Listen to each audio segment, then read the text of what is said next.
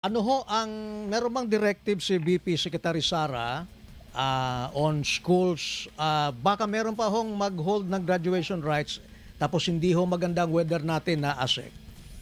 Ah, ano, pagdating sa ating graduation, right, meron Opo, naman tayong naka-schedule na or department order na tayo dyan na opo. naka-schedule ng July 10 to 14. Mm, Yan yung schedule ng ating end of school year, right? mhm, Pero kung sakaling pangit ang panahon, mm, maaari naman nating itong i-postpone o ilagay sa ibang araw mm, dahil ang ating order ay nakalagay na face-to-face ang ating graduation ngayon. mm, Pero kung hindi papahintulutan ng panahon, maaari mm, naman itong i-postpone, magkuha lang ng approval or mm, abiso para sa mga superintendent mm. ng mga concerned na mga lugar. Okay, at least properly guided yung mga estudyante, lalo na mga parents po ASEC.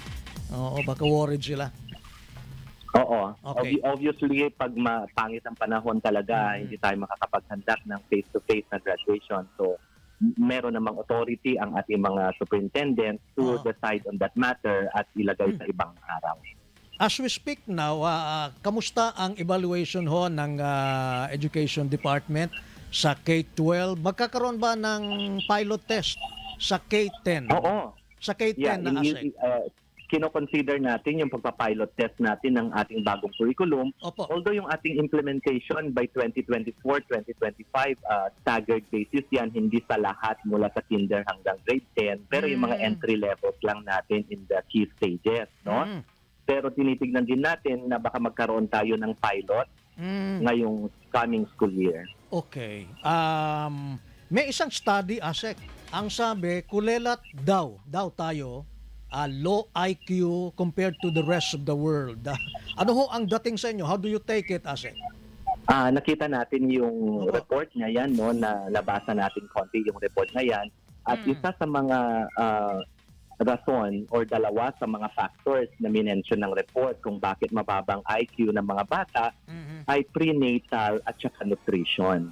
So sa Ayun. Department of Education, doon tayo sa nutrition factor na pumapasok. Kaya nga meron tayo yung long time na program na natin sa department na school-based feeding program. Mm, Dahil naniniwala tayo na yung tamang nutrisyon para sa mga batang nangangailangan mhm. ay importante para mapaganda ang kanilang performance sa loob ng mga classroom. Okay. Napag-usapan na ba, ASEC, yung panawagan na balik tayo sa yung kustumbre na natin na period ng summer break na yun nga, para at least hindi naman maulan, ASEC?